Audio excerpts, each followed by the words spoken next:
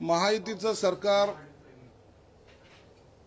केव्हा स्थापन होणार याबद्दलचा सविस्तर खुलासा आपल्याला झालेलाच आहे। 5 तारखेला 5 वाजता या महायुतीचं सरकार येणार आहे। लग्न घटिका समीप आलेली आहे, त्यामुळं आमच्या या लग्न सोहळ्यासाठी काही वराती नाचण्याच्या मूडमध्ये आहेत। ते नाचून आपला शोक भागवत आहेत, परंतु मग आता खाते वाटप यांचं झालं नाही, मग यांचं सरकार बसलं नाही, शिंदे साहेब गावाला गेलेत, आता काय बोललेत, देवेंद्रजी काय बोलतायत, यावर सर्वांवर यांच्या टीका टिप्पणी सुरू आहे।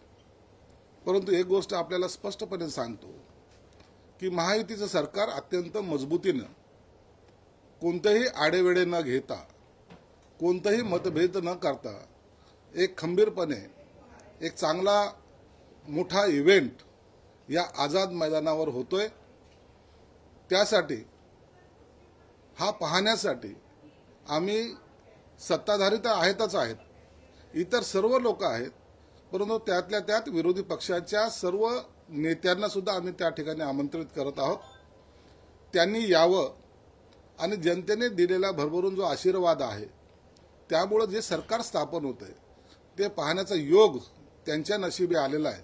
ही सुवर्ण संधी त्यांनी घालू नये आणि आमची विनंती राहील, आता तरी आपण जे सरकार चांगलं येतंय त्याला शुभेच्छा द्याव्यात। जे विरोधी पक्षाला देखील निमंत्रण दिलं जाईल आणि त्यांना देखील या शपथविधीला आपण बोलवणार आहोत। आमच्याकडची संस्कृती आहे, आम्ही संस्कृती सोडलेले लोक नाहीत, म्हणून त्यांनी यावं ही शिकवण आम्हाला शिवसेना प्रमुख माननीय बाळासाहेब ठाकरेपासून आलेली आहे।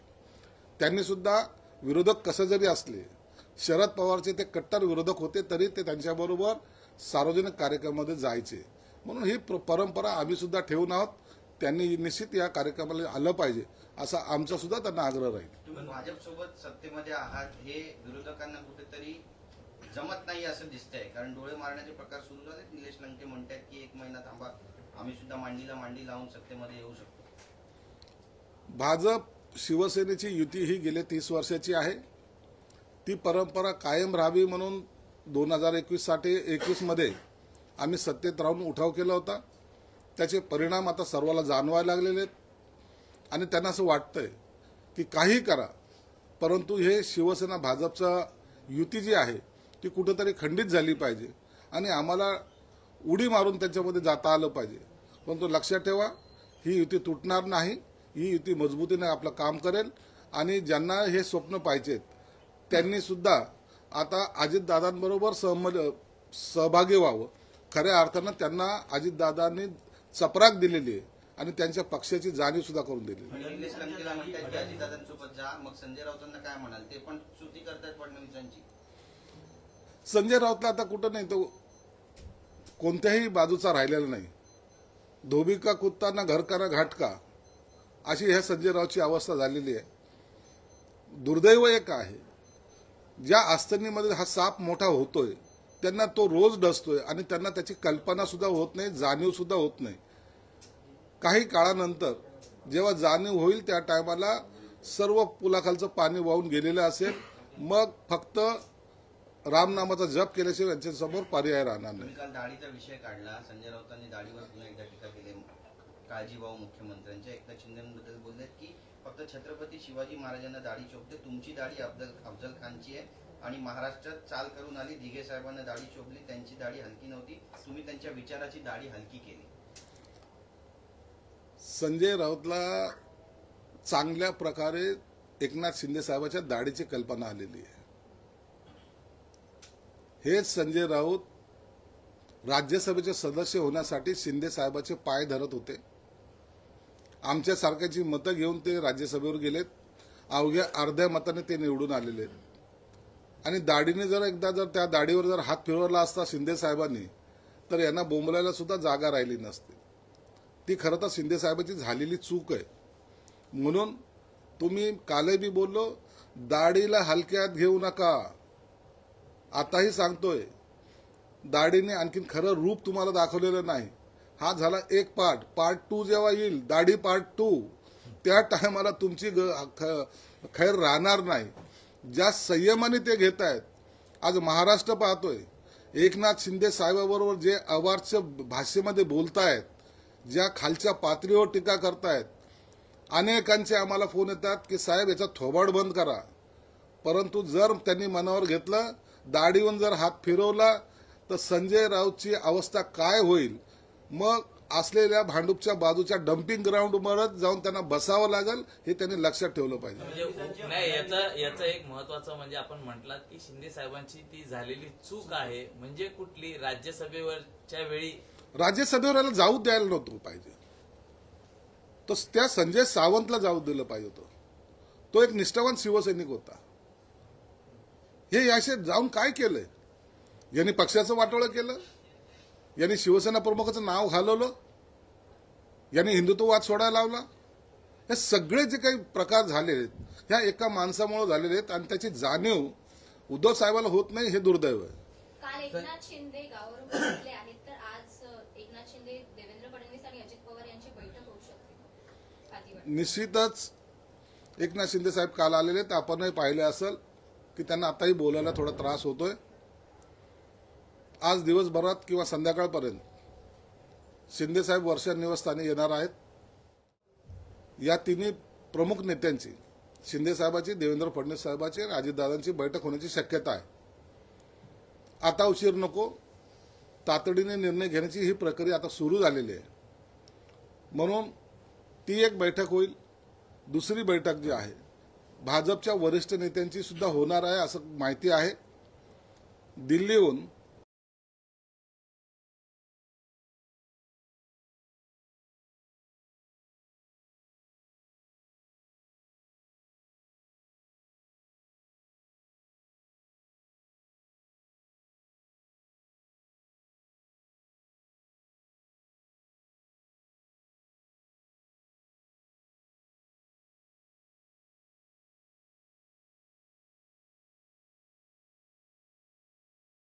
महायुतीचं सरकार केव्हा स्थापन होणार याबद्दलचा सविस्तर खुलासा आपल्याला झालेलाच आहे. 5 तारखेला 5 वाजता या महायुतीचं सरकार येणार आहे. लग्न घटिका समीप आलेली आहे. त्यामुळं आमच्या या लग्न सोहळ्यासाठी काही वराती नाचण्याच्या मूडमध्ये आहेत. ते नाचून आपला शोक भागवत आहेत. परंतु मग आता खाते वाटपांचं झालं नाही, मग यांचं सरकार बसलं नाही, शिंदे साहेब गावाला गेलेत, आता काय बोललेत, देवेंद्रजी काय बोलतायत, यावर सर्वांवर यांच्या टीका टिप्पणी सुरू आहे. परंतु एक गोष्ट आपल्याला स्पष्टपणे सांगतो की महायुतीचं सरकार अत्यंत मजबूतीनं, कोणतेही आडेवेडे न घेता, कोणताही मतभेद न करता, एक खंबीरपणे एक चांगला मोठा इव्हेंट या आझाद मैदानावर होतोय. त्यासाठी हा पाहण्यासाठी आम्ही सत्ताधारी तर आहेतच आहेत, इतर सर्व लोक आहेत, परंतु त्यातल्या त्यात विरोधी पक्षाच्या सर्व नेत्यांना सुद्धा आम्ही त्या ठिकाणी आमंत्रित करत आहोत. त्यांनी यावं आणि जनतेने दिलेला भरभरून जो आशीर्वाद आहे, त्यामुळे जे सरकार स्थापन होतंय ते पाहण्याचा योग त्यांच्या नशिबी आलेला आहे.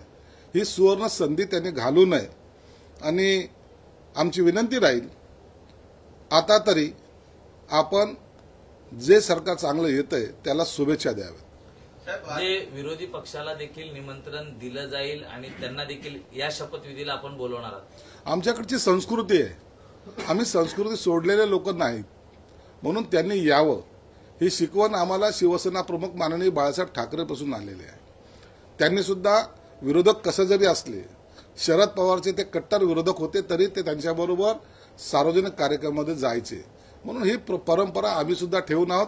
त्यांनी निश्चित या कार्यक्रमाला आलं पाहिजे असा आमचा सुद्धा त्यांना आग्रह राहील. तुम्ही भाजपसोबत सत्तेमध्ये आहात, हे विरोधकांना कुठेतरी जमत नाही असं दिसतंय, कारण डोळे मारण्याचे प्रकार सुरू झाले. निलेश लंके म्हणतात की 1 महिना थांबा, आम्ही सुद्धा मांडीला मांडी लावून सत्तेमध्ये येऊ शकतो.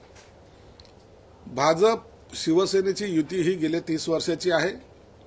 ती परंपरा कायम राहावी म्हणून 2021 मध्ये आम्ही सत्तेत राहून उठाव केला होता. त्याचे परिणाम आता सर्वाला जाणवायला लागलेले आहेत आणि त्यांना असं वाटतंय की काही करा, परंतु हे शिवसेना भाजपचा युती जी आहे ती कुठेतरी खंडित झाली पाहिजे आणि आम्हाला उडी मारून त्याच्यामध्ये जाता आलं पाहिजे. परंतु लक्षात ठेवा, ही युती तुटणार नाही. ही युती मजबूतीने आपलं काम करेल आणि ज्यांना हे स्वप्न पाहिजेत त्यांनी सुद्धा आता अजितदादांबरोबर सहभागी व्हावं. खऱ्या अर्थानं त्यांना अजितदादांनी चपराक दिलेली आहे आणि त्यांच्या पक्षाची जाणीव सुद्धा करून दिलेली आहे. निलेश लंकेला म्हणतात की अजितदादांसोबत जा, मग संजय राऊतांना काय म्हणाल? ते पण स्तुती करतात फडणवीसांची. संजय राऊतला आता कुठं नाही, तो कोणत्याही बाजूचा राहिलेला नाही. धोबी का कुत्ता ना घर का ना घाट का, अशी ह्या संजय राऊतची अवस्था झालेली आहे. दुर्दैव एक आहे, ज्या अडचणीमध्ये हा साप मोठा होतोय त्यांना तो रोज डसतोय आणि त्यांना त्याची कल्पना सुद्धा होत नाही, जाणीव सुद्धा होत नाही. काही काळानंतर जेव्हा जाणीव होईल त्या टायमाला सर्व पुलाखालचं पाणी वाहून गेलेलं असेल, मग फक्त रामनामाचा जप केल्याशिवाय यांच्यासमोर पर्याय राहणार नाही. तुम्ही काल दाढीचा विषय काढला. संजय राऊतांनी दाढीवर पुन्हा एकदा टीका केली. काळजीभाऊ मुख्यमंत्र्यांच्या एकनाथ शिंदेबद्दल बोललेत की फक्त छत्रपती शिवाजी महाराजांना दाढी चोपते, तुमची दाढी अफजल खानची आहे आणि महाराष्ट्रात चाल करून आली. दिघे साहेबांना दाढी चोपली, त्यांची दाढी हलकी नव्हती, तुम्ही त्यांच्या विचाराची दाढी हलकी केली. संजय राऊतला चांगल्या प्रकारे एकनाथ शिंदे साहेबांच्या दाढीची कल्पना आलेली आहे. हेच संजय राऊत राज्यसभेचे सदस्य होण्यासाठी शिंदे साहेबांचे पाय धरत होते. आमच्यासारख्याची मतं घेऊन ते राज्यसभेवर गेलेत. अवघ्या अर्ध्या मताने ते निवडून आलेले आहेत आणि दाढीने जर त्या दाढीवर जर हात फिरवला असता शिंदे साहेबांनी तर यांना बोंबलायला सुद्धा जागा राहिली नसती. ती खरं तर शिंदे साहेबांची झालेली चूक आहे. म्हणून तुम्ही कालही बी बोललो, दाढीला हलक्यात घेऊ नका. आताही सांगतोय, दाढीने आणखीन खरं रूप तुम्हाला दाखवलेलं नाही. हा झाला एक पार्ट 2 जेव्हा येईल, दाढी पार्ट 2, त्या टायमाला तुमची खैर राहणार नाही. ज्या संयमाने ते घेत आहेत, आज महाराष्ट्र पाहतोय, एकनाथ शिंदे साहेबाबरोबर जे अवाच्य भाषेमध्ये बोलतायत, ज्या खालच्या पातळीवर टीका करतायत. अनेकांचे आम्हाला फोन येतात की साहेब याचा थोबाड बंद करा. परंतु जर त्यांनी मनावर घेतलं, दाढीवर जर हात फिरवला तर संजय राऊतची अवस्था काय होईल. मग असलेल्या भांडूपच्या बाजूच्या डम्पिंग ग्राउंडवरच जाऊन त्यांना बसावं लागेल, हे त्यांनी लक्षात ठेवलं पाहिजे. म्हणजे नाही, याचं एक महत्वाचं म्हणजे आपण म्हटलात की शिंदे साहेबांची ती झालेली चूक आहे. म्हणजे कुठली? राज्यसभेवरच्या वेळी राज्यसभेवर जाऊ द्यायला नव्हतं पाहिजे. तो त्या संजय सावंतला जाऊ दिलं पाहिजे होतं. तो एक निष्ठावान शिवसैनिक होता. हे याशी जाऊन काय केलंय? यांनी पक्षाचं वाटोळं केलं, यांनी शिवसेना प्रमुखाचं नाव घालवलं, यांनी हिंदुत्ववाद सोडायला लावला. हे सगळे जे काही प्रकार झालेले आहेत ह्या एका माणसामुळे झालेले आहेत आणि त्याची जाणीव उद्धव साहेबांना होत नाही, हे दुर्दैव आहे. काल एकनाथ शिंदे गावावर पोहोचले आहेत, तर आज एकनाथ शिंदे, देवेंद्र फडणवीस आणि अजित पवार यांची बैठक होऊ शकते. निश्चितच एकनाथ शिंदे साहेब काल आलेले आहेत. आपणही पाहिले असेल की त्यांना आताही बोलायला थोडा त्रास होतोय. आज दिवसभरात किंवा संध्याकाळपर्यंत शिंदे साहेब वर्षा निवासस्थानी येणार आहेत. या तिन्ही प्रमुख नेत्यांची, शिंदे साहेबांची, देवेंद्र फडणवीस साहेबांची आणि अजितदादांची बैठक होण्याची शक्यता आहे. आता उशीर नको, तातडीने निर्णय घेण्याची ही प्रक्रिया आता सुरू झालेली आहे. म्हणून ती एक बैठक होईल. दुसरी बैठक जी आहे भाजपच्या वरिष्ठ नेत्यांची सुद्धा होणार आहे असं माहिती आहे. दिल्लीहून अमित शहाशी त्यांची प्रेस कॉन्फरन्सवर या तिन्ही नेत्यांची सुद्धा संवाद साधला जाणार आहे अशी एक माहिती आहे. त्यानंतर त्यांचे पक्ष निरीक्षक हे मुंबईमध्ये येतील, गटनेत्याची निवड होईल. हा सगळा प्रोग्राम मला वाटतं आपल्या माध्यमातूनच कळालेला आहे. म्हणून हे सर्व आता स्पीड या सत्ता स्थापनेसाठी सर्वच पक्षांची सुरू आहे. म्हणून आज शिंदे साहेबांची आणि वरिष्ठ नेत्यांची म्हणजे देवेंद्रांची आणि अजितदादांची बैठक होण्याची शक्यता नाकारता येत नाही. साहेब, आजच्या मंत्रिमंडळाच्या विस्तारामध्ये जुन्या ज्येष्ठ मंत्र्यांसह काही नवीन चेहरे देखील आम्हाला पाहायला मिळणार आहेत का?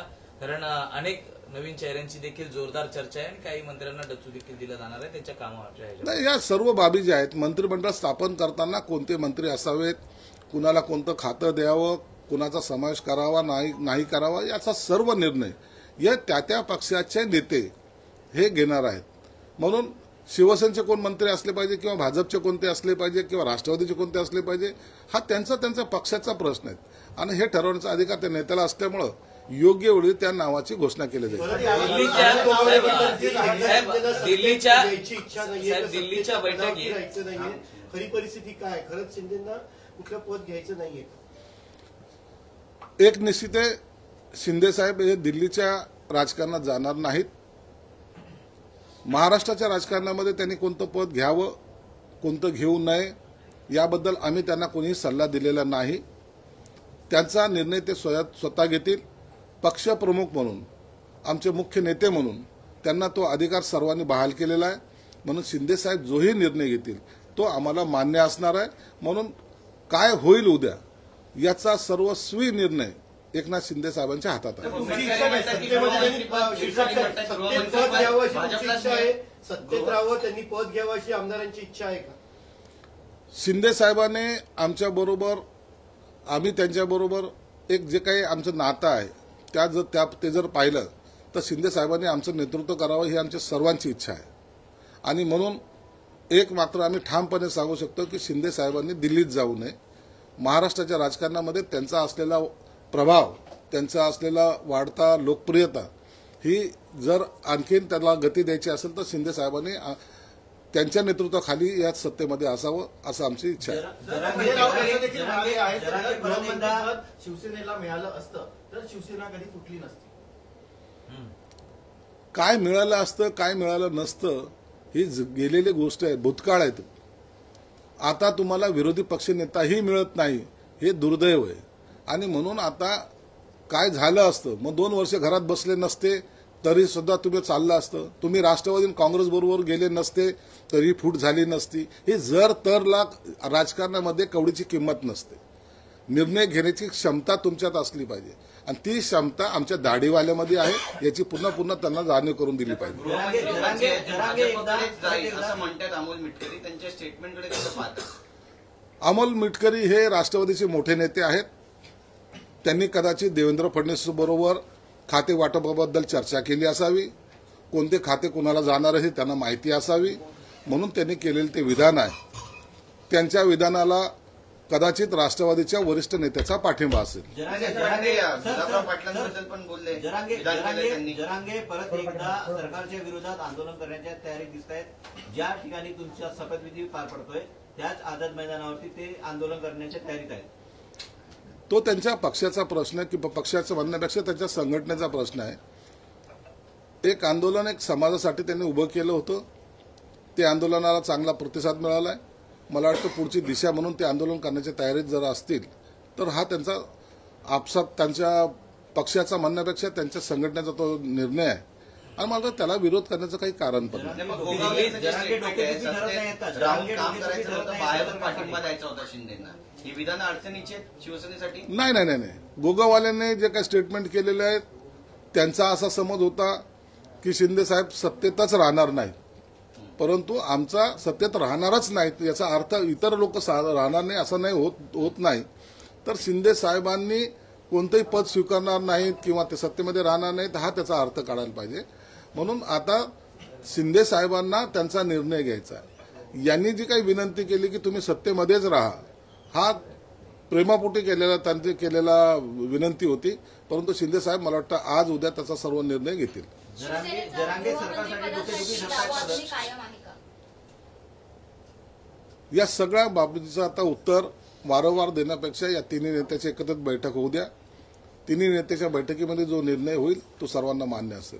दिल्लीत झालेली जी बैठक होती तिन्ही नेत्यांची अमित शहामध्ये, तर त्यावेळी मंत्रिपदासाठी जे इच्छुक आहेत त्यांचे काही रिपोर्ट कार्ड मागून घेतलेले आहेत आणि त्यानुसार मंत्रिमंडळाचं काही वाटप केलं जाणार असल्याचं कळत आहे. काय मेरिटनुसार वाटप? मेरिट हे एक प्रोसेसचा भाग आहे.